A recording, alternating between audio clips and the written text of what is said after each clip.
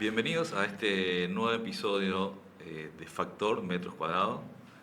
Mi nombre es Rubén Domínguez y hoy tengo el gusto de recibir a un invitado muy pero muy especial y a quien tengo mucha estima. Vi por ahí que a él le gusta que se le presente de manera sencilla, lo cual no es tan sencillo por toda la trayectoria que tiene, ¿verdad? El invitado de hoy es Fernando Lucchetti. Se formó como coach en Estados Unidos con John Maxwell. Es autor de varios libros de ventas, liderazgo y desarrollo personal, experto en alto rendimiento y mentor de líderes. Viajó por varios países dando conferencias y entrenando equipos de empresas multinacionales de la talla de Petrobras, Johnson Johnson, Manpower, bancos. Hay una lista gigante y extensa de empresas que en donde él estuvo participando. Dicho esto, a la gente que nos ve y nos escucha, que se quede hasta el final, esa invitación que se quede hasta el final, porque esta charla puede cambiar la forma de ver de muchas cosas. Fernando, bienvenido, gracias por estar acá. Sé que quedé corto con la presentación, así que si quieres agregar algo más, estamos abiertos a escucharte, tienes una trayectoria gigante. Hay situaciones de vida que yo participé en el cual puede ser inspirador para muchas personas que hoy nos están viendo y escuchando por los medios que corresponden. Así que, Fernando, una vez más te damos la bienvenida. Bueno, muchas gracias, Rubén. Para mí es un placer y te agradezco la invitación. Y la presentación es más que suficiente. A mí no me gusta mucho hablar de mí, así que te agradezco. Está súper. ¿Sí? Sí, enorme. Ok, genial. Fernando, ¿te parece si arrancamos así fuerte? Si arrancamos fuerte, estamos dentro, digamos, del sector inmobiliario. Como dice el eslogan un poco, es perfecto para potenciar conocimiento y rentabilidad, ¿sí?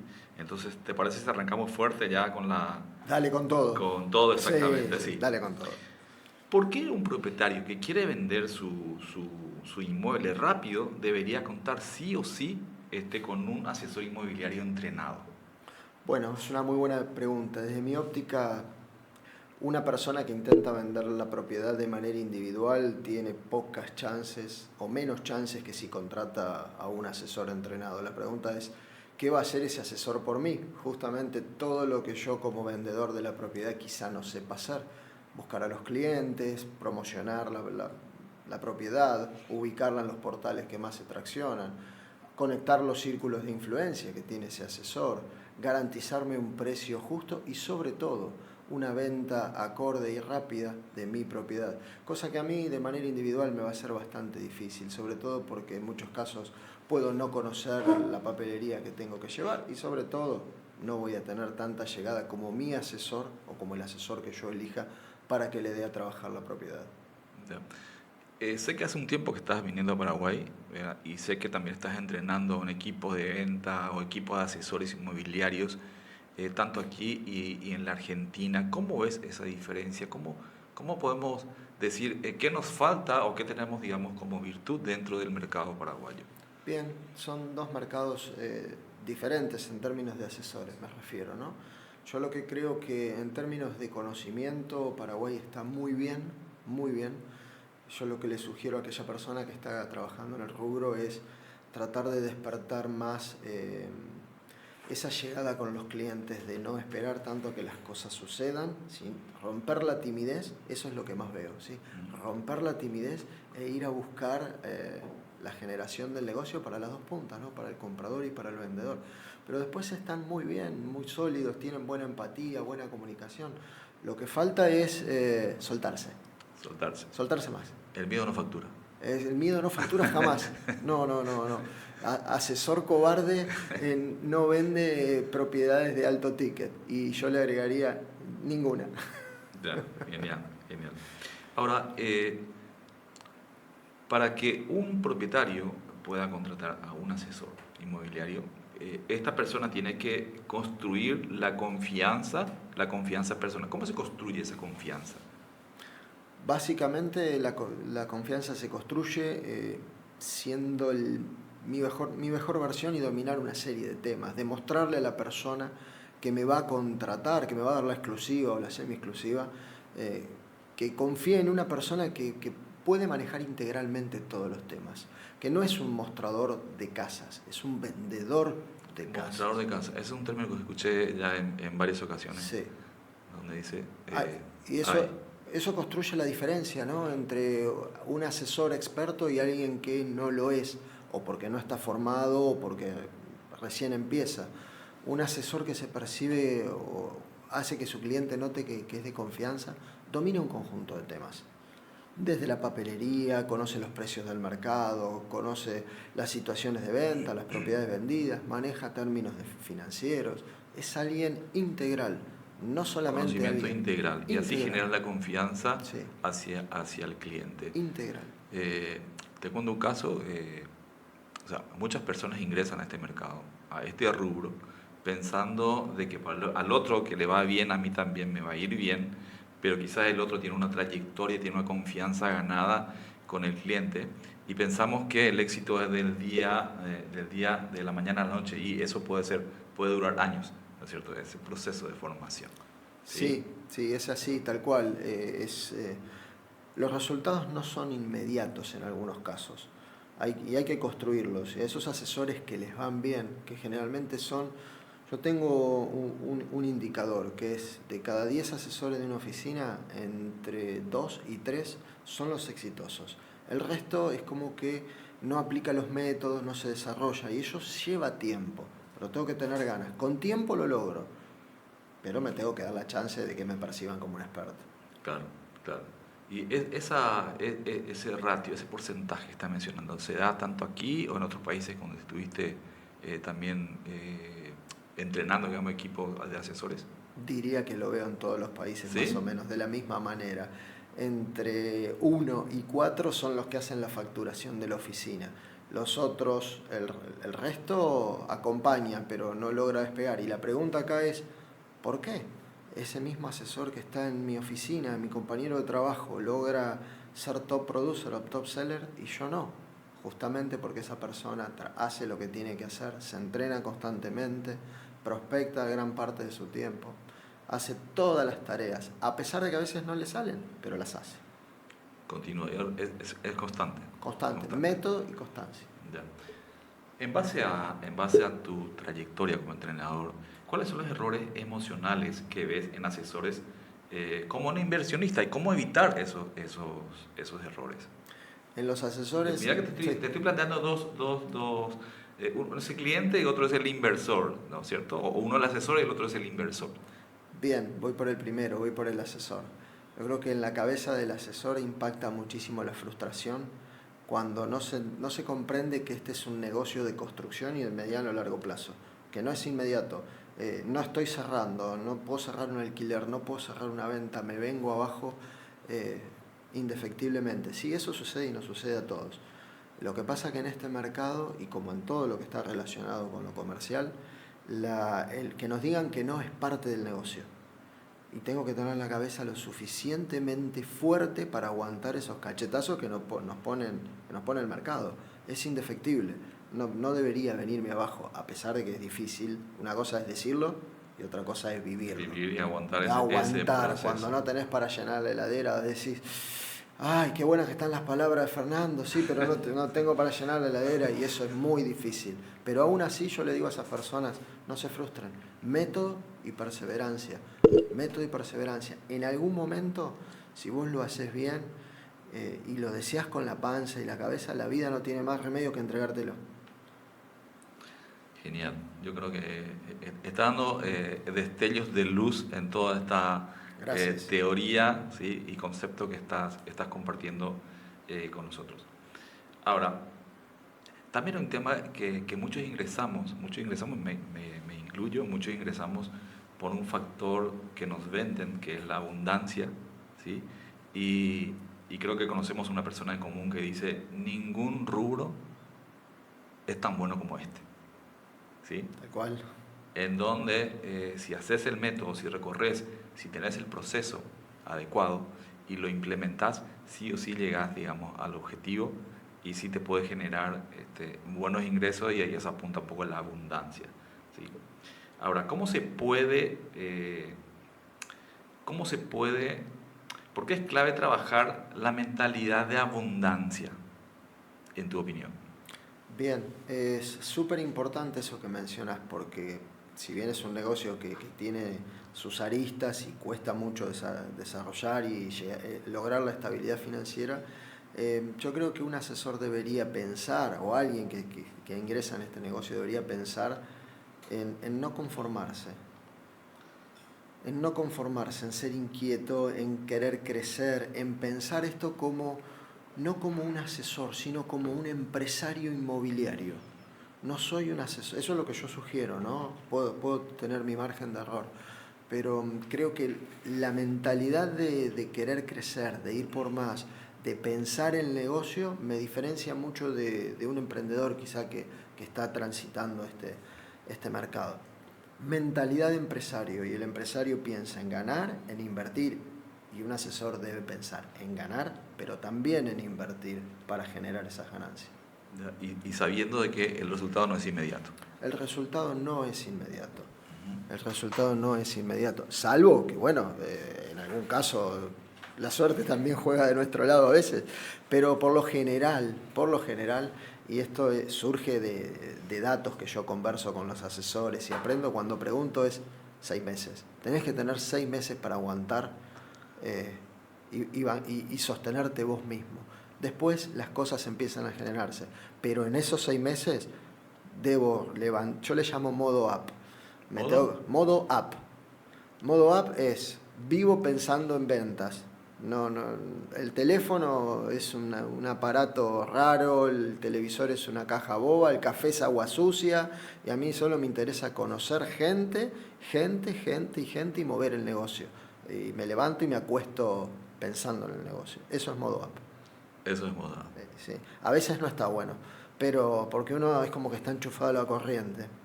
Yo tengo 55 años y a veces me arrepiento de ser así, pero es lo que me sacó adelante. Estar todo el día pensando en ¿Sí? cómo salir adelante. ¿Puedes relatarnos un poquito de ese cómo salía adelante? Hay un ciclo de vida en el cual vos, y por eso decía de inspirar a muchas personas que hoy nos ven y nos escuchan, ¿verdad? Entiendo que la vida no fue fácil en mucha etapa, digamos, de tu inicio, ¿verdad? Hasta que tomaste la decisión de decir, actuar de la manera que estás diciendo. Eh, Te acostás, te levantás y te volvés a acostar pensando, digamos, en ese beneficio, en ese proyecto de vida. Sí, bueno, es algo duro, ¿no? Yo salí a trabajar como muchas personas a los 11 años en casa. Vivíamos en la extrema pobreza. No había para comer, es una realidad, no me da vergüenza decirlo. Y a partir de los 11 años empecé a tener diferentes trabajos y fui creciendo de a poco, pude estudiar, pude terminar tardíamente mis estudios.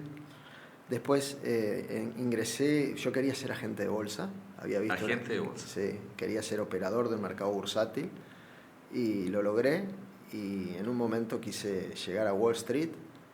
Parece increíble, pero bueno, había una persona en Argentina que hacía la comunicación desde Wall Street en español para captar inversores españoles o de Latinoamérica y yo lo escuchaba por la radio y él dejaba su teléfono. Y un día lo llamé y pude hablar con la secretaria y me pasó y me dijo, bueno, ¿usted habla inglés? No. ¿Tiene papeles? No, pero tengo una cartera de inversores que quizá puede interesarle, porque yo ya era operador, había logrado ser operador y estaba estudiando. Mentira, no tenía nada, pero quería ir. Y bueno, me abrió las puertas y en un momento me invitó a ir a Wall Street y yo había conocido a mi esposa en esa instancia, ¿sí? Ya la que hoy es mi esposa, hace 30 años, más de 30 años que estamos casados juntos, y le dije que no podía irme a vivir allá. No sé si fue un error o qué, pero bueno, ahí ese es parte de mi recorrido. Después trabajé en banco, fui analista de riesgo, fui vendedor por sobre todas las cosas, hasta que en un momento dije, a mí me gusta hablar, vivo de hablar y lo mío es entrenar personas. Me gusta eso, disfruto eso, a veces me va bien, a veces me va mal, como a todos tengo que seguir vendiendo para poder llenar la heladera de mis hijos, ya desde otra posición, por supuesto, con mucha humildad, pero tengo que seguir vendiendo. Genial, genial. Y gracias por compartir eso, Para mí, la vez que lo escuché, me pareció inspirador y hubo un comentario general, digamos, en la sala donde compartimos aquella vez, ¿De acuerdo? y la gente comentaba esto. Realmente resulta inspirador para muchas personas y de ahí surge, bueno, si Fernando lo hizo, ¿por qué yo no lo puedo hacer? Tal cual. ¿Sí? Entonces, llevando un poco el hilo de eso que estás relatando, ¿cómo se puede entrenar esa mentalidad? Porque estamos hablando de una mentalidad en una situación complicada, difícil, con falta de recursos. ¿Cómo se entrena esa mentalidad? Yo lo emparejo desde dos ópticas, teniendo y no teniendo nada, no importa, así tenga todo, ¿sí? O no tenga nada. Lo que tengo es que tener las ganas de lograr lo que quiero lograr, esa mentalidad de crecer, de no estancarme, de darle la seguridad a los míos, de tener un propósito, de seguir luchando por algo que quiero. No sé qué, yo no puedo decirle a la gente qué lo moviliza a cada uno. Inclusive yo doy muchas charlas de desarrollo personal y de motivación, Sí, muchas. A veces creo que no sirven, porque lo que a mí me motiva o mi fuerza interior, sí. otro No quizás es lo mismo. no es lo mismo. Sí, Uno que tiene que vivir en los zapatos de cada uno para saber cómo le aprietan los cordones, ¿no? Y que venga uno a decirte cómo te los tenés que atar, no está tan bueno. Sí puedo tomar la historia, puedo hacerlo, pero yo a esa gente, a esas personas le diría, elegí un norte, dale con todo, pero despertate, salí de donde estás, si es que querés lograr algo. Si te estás cómodo así, está bien, yo no soy quien para decirte, andá y movete, pero las cosas llegan cuando uno se mueve. Si no te moves, de la nada nada viene. Y esas ganas hay que despertarlas. A ver, hoy estoy en un lugar, quiero llegar a otro. Bueno, ¿qué tengo que hacer? Soy un asesor, no tengo cartera de productos, no logro cierre. Bueno, ¿qué tengo que hacer? Prospectar, ampliar mis círculos de influencia, romper la timidez, generar contactos, gastar suela de zapato. Eso va muy de la mano de lo que sería el deseo, de dónde quiero llegar, ¿sí? Y de qué manera lo voy a hacer. Eh, Eso habla de estar enfocado, enfocado en lo que vos estás queriendo, digamos, cumplir, ¿sí? Ahora, ¿cuáles son las tareas claves para mantenerse enfocado en eso que yo quiero? Estoy aquí y quiero llegar al siguiente extremo. ¿Cómo mantengo ese foco? Porque hoy existen demasiados distractores y demasiada distracción en nuestro medio. ¿Cómo realmente, en tu opinión, cómo mantenerse enfocado en eso? Bien, mencionaste dos palabras que yo trabajo con muchísimas ganas, ¿no? Que, de hecho, mi primer libro se llama ¿Cómo hice para sobrevivir? Las ¿Cómo se claves, llama? ¿Cómo hice para sobrevivir? Se llama mi primer libro. Tengo 14 escritos. No soy escritor, porque no me considero escritor, pero tengo 14. Y en ese libro digo, o menciono, sugiero, con mucha humildad siempre, dos temas clave, foco y aceleración. Foco a donde quiero llegar y aceleración. ¿Qué es eso? Concentrarse en las tareas claves, que ahora las vamos a ver, y darle con todo. Darle y darle y darle, sin parar, hasta que viene, las cosas vienen, pero sin foco no vienen. Ahora, vos también mencionaste algo, cómo mantenernos en ese foco, ¿no? Y en eso que quiero lograr y no distraernos. Primero, hacer un orden de cuáles son las tareas que son importantes para la actividad que estoy desarrollando. Y en este caso, si soy asesor, las actividades, o quiero ser un asesor, top seller, top producer, las actividades que son claves son ampliar los círculos de influencia, invertir mucho tiempo en algo que es conocido por nosotros. Yo no estoy diciendo nada nuevo, ni pretendo enseñarle nada nuevo a la gente, son ideas. Todos sabemos que tenemos que ampliar los círculos relacionales. Ahora o nos da vergüenza, o nos da timidez, o no sabemos hacerlo. Vamos a suponer que sabemos hacerlo.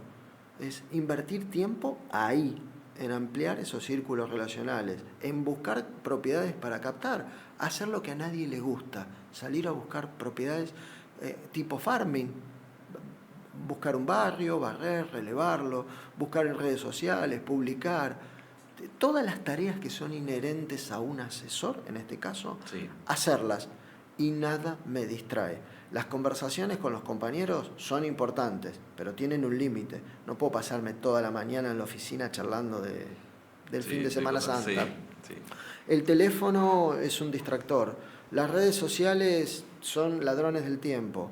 Mirar mucho Netflix es una caja boba y el café es agua sucia, como ya te dije. Foco en las tareas clave. Y reservar ese tiempo. Y no hacerlas de vez en cuando. En nuestro mercado la prospección es un tema vital. De todos los días. De todos los días. Sí. ¿Sí? De todos los días. Y, Yo no y no digo... solo, no solo prospectar, Sí. no solo prospectar clientes, sino prospectar oportunidades. A ver, ¿dónde están las oportunidades que se pueden obtener? Qué bueno eso que mencionas. Sí. Sí, lo tomo. Prospectar oportunidades, Sí. me encantó. Pero hay que hacerlo. Si no lo hago, y bueno, no puedo quedarme sentado cruzado de brazos esperando a que los negocios vengan a mí. Yo soy un generador de negocios, no soy un asesor. Soy un generador de negocios, esa es la palabra. Generador de negocios. Sí. Muchas veces, y esto lo vi también muchas veces en varias oficinas, donde a veces comparto con otros colegas de otras oficinas, y veo que la gente como que está muy ocupado, va y viene, pero no existe la productividad. ¿Por qué? ¿Por qué te parece que ocurre eso? Porque mencionaste recién, uno no le pone el foco o no pone en orden sus prioridades, esa puede ser una causa por el cual dice, pero oye, estuve todo el día haciendo cosas, pero llegó el final del día y decís, a ver, ¿qué logré hoy? Y te das cuenta que realmente tu día no fue productivo. Es muy buena Y la esa es apreciación. una parte en la cual a veces sufrimos de decepción cuando estamos en este sector, es decir, estuve moviéndome de un lado a otro, pero no logré resultado. El resultado no me estoy refiriendo solamente a vender, me estoy refiriendo a cómo avancé en el proceso de venta. Bien, a veces puede suceder, y ahora te voy a dar mi visión de lo que yo observo, ¿no? Que creemos que estamos ocupados, pero estamos ocupados en las tareas incorrectas.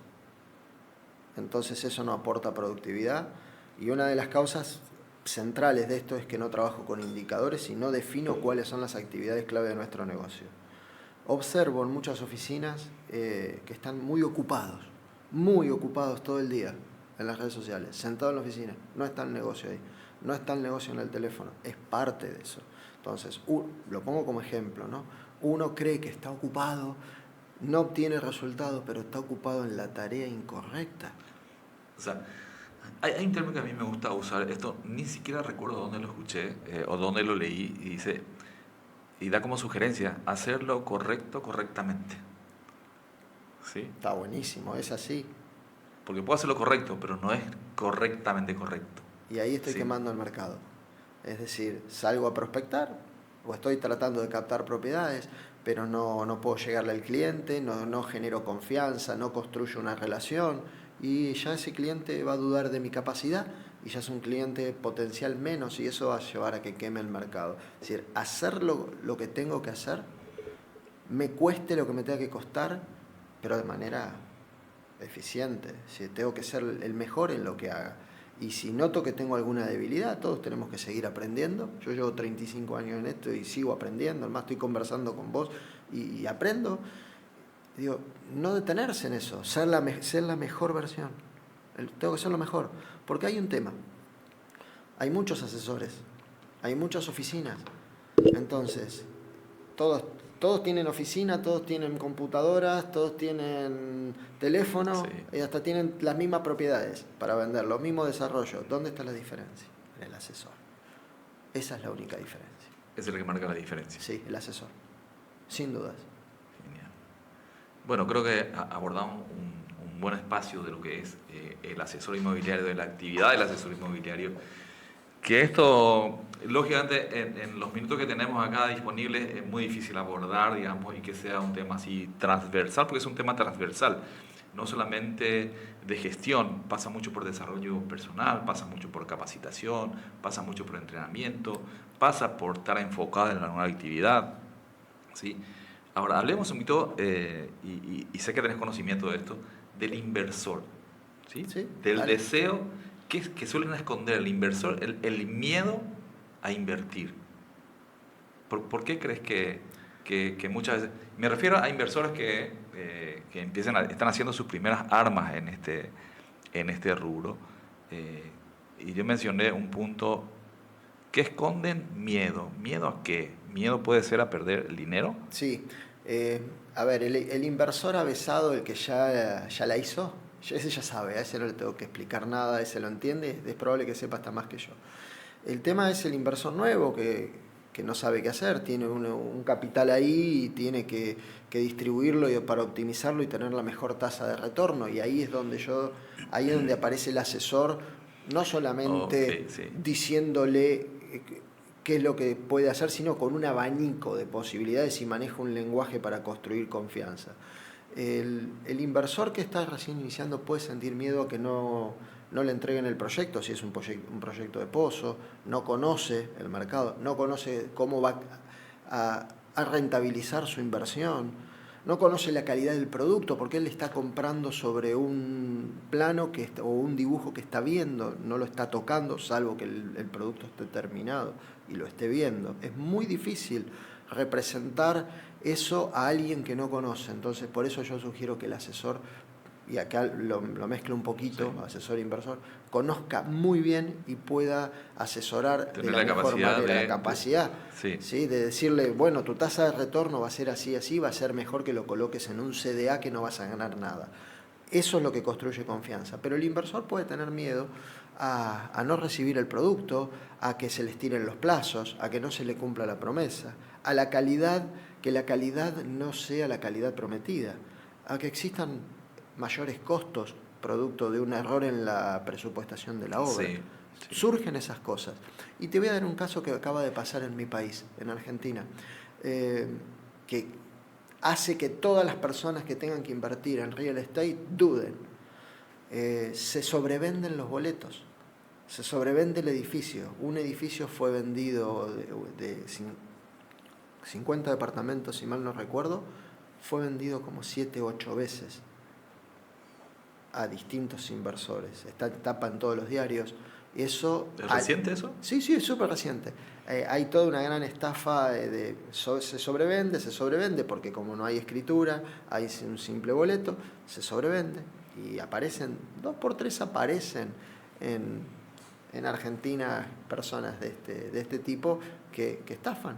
Y también hay otra realidad, que el inversor, ya aquel que tiene alguna experiencia o no tanto, cuando hay fluctuaciones económicas y financieras, los desarrolladores tienen que seguir construyendo nuevos pozos para financiar los anteriores por error de la Sí, sí, presupuestación sí, o el aumento de precios. Estoy hablando de mi sí. país, ¿no? Una época inflacionaria terrible. Voy a dar un ejemplo. Se vendían los departamentos en cuotas en dólares. $800 por mes, por dar un ejemplo. ¿Qué pasó? El peso, los productos en pesos se duplicaron o se triplicaron los valores y el dólar fue congelado, con lo cual era imposible para el desarrollador poder cobrar esa cuota en dólares cuando los materiales se le habían multiplicado en pesos por 3. Bueno, todo eso genera miedo. En este país es un país muchísimo más estable que el mío, súper estable. Pero el inversor aún puede dudar. Entonces, mi trabajo como asesor, y ahí mezclo, es entregarle la mayor seguridad y confianza posible para que no dude. Pero los miedos siempre existen. Sí, o sea, está sugiriendo en una frase seguridad, venderle seguridad al inversor Totalmente. y para que vaya perdiendo ese miedo. Mira que acá también tuvimos casos similares a lo que estás diciendo, en donde hubo muchas personas estafadas y eso lógicamente genera una desconfianza hacia invertir en el sector, ¿verdad? Tuvimos un caso en Encarnación, tuvimos acá en Asunción, en varios casos con una desarrolladora. Y eso lógicamente después cuesta revertir esa desconfianza de las personas. Totalmente. Estamos en un mercado de compradores, ¿sí? Donde existen demasiadas ofertas, ¿sí? Y la venta a veces se tranca un poco, se pone más lenta.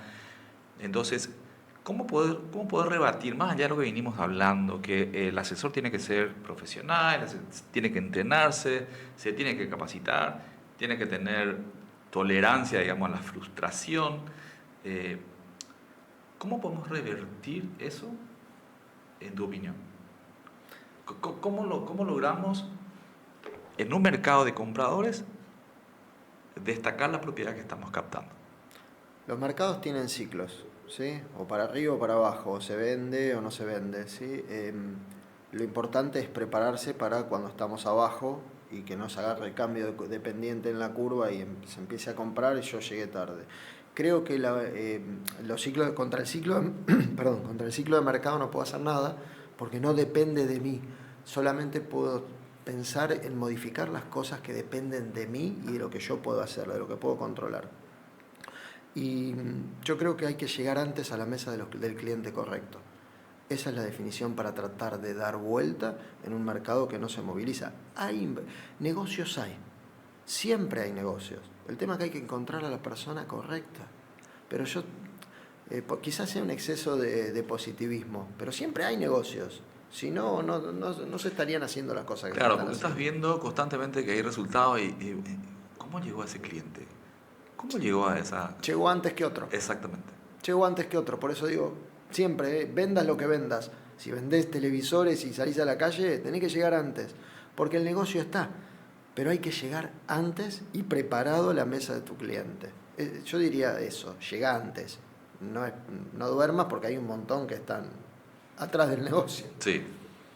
Fernando, ¿qué opinas de los nichos de mercado? ¿Sí? Esto me surge ahora que estamos hablando. ¿Sí? ¿Qué opinas de los nichos de mercado? En un mercado donde un mercado de compradores y un mercado pequeño, sin embargo, la gente de afuera nos ve como un mercado bien proyectado, y escuché muchas veces decir, no, el mercado paraguayo, el mercado inmobiliario paraguayo todavía tiene para crecer todavía 10 o 15 años para llegar al tope. Eh, ¿Qué opinas de los nichos? ¿El asesor tiene que trabajar en nichos o podemos tomar propiedades, digamos, diferentes o en diferentes ciudades? ¿El nicho permite un mejor conocimiento del mercado, pero permite un mejor resultado? Es una pregunta que quizá me pone contra las cuerdas, pero el tema es porque es interesante. El trabajar por nichos es ideal cuando tu mercado es grande, ¿sí? Porque vamos a suponer que yo trabajo el segmento de lujo, Sí. ¿sí? Casas de alto ticket. Bueno, para poder decir me voy a especializar en ese segmento debería pensar cuántas personas puedo impactar o cuántas personas pueden comprar en donde estoy trabajando casas de alto ticket. O me voy a concentrar en estancias. Bueno, primero, ¿cuántas estancias tengo y cuánta potencialidad de vender estancias tengo? La potencialidad del negocio, eso depende más del sentido común de quién la está desarrollando.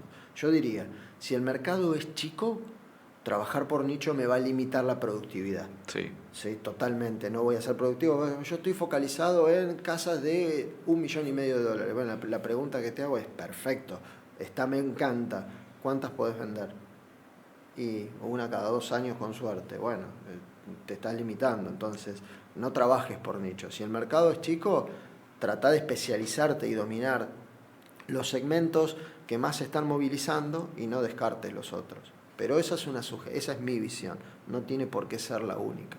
Quizá hay alguno que trabaja y dice, Lo bueno, traje porque venimos hablando y también porque mucha gente, cuando uno ve muchos referentes de extranjero, sí sugieren trabajar netamente por nicho, y siempre solemos compartir esto de que nuestro mercado es tan pequeño que si justamente va a ocurrir eso, si trabajo un nicho me puedo estar perdiendo una productividad, ¿verdad? sí, yo creo que puede limitar la productividad, a pesar de que yo a veces también sugiero, ¿no? Decir, bueno, especializate en algo, porque si sos todo de todo terminás siendo nada para nadie. Okay. Pero si el mercado veo que no genero resultado con un nicho, necesariamente tengo que dejar la Tenés que migrar. selectividad y Sí. ampliarme a todo porque necesito vivir. Genial. Mira, Fernando, muchas gracias por compartir tu visión, muchas gracias por compartir tu energía con nosotros. Si quedó algo claro es que el éxito no es al azar, ¿sí? Requiere de estrategia, requiere de preparación, y te invito a que nos dejes una reflexión más antes de terminar esta charla. Bueno, primero agradecerte la invitación, sabes que me encanta hablar contigo, te aprecio, así que gracias. Y la reflexión, yo diría, por ahí suena duro, pero son dos. La primera es, imposible es el adjetivo de los imbéciles. ¿Cómo? A ver. Imposible es el adjetivo de los imbéciles. Esa fue una frase que me movilizó siempre. Y lo segundo es, si sos uno más, sos uno menos. Destacate, diferenciate, definí un propósito, marcate un objetivo, trabajá con métrica y dale con todo. Dale con todo. A la larga, si lo deseas con la panza, la vida te lo entrega. Eso a mí me sucedió. Así Genial, que, Fernando, te agradezco muchísimo. Realmente no hay nada que dejar al costado, digamos, de lo que estás diciendo. Todos fueron de muy alto valor, toda esta charla y todos estos consejos que nos diste. Así que nos vemos en el siguiente episodio. Te invito a que nos sigas, que nos dé algunas luz también. Y como siempre, a invertir y decidir con inteligencia. Muchas gracias. Gracias a vos.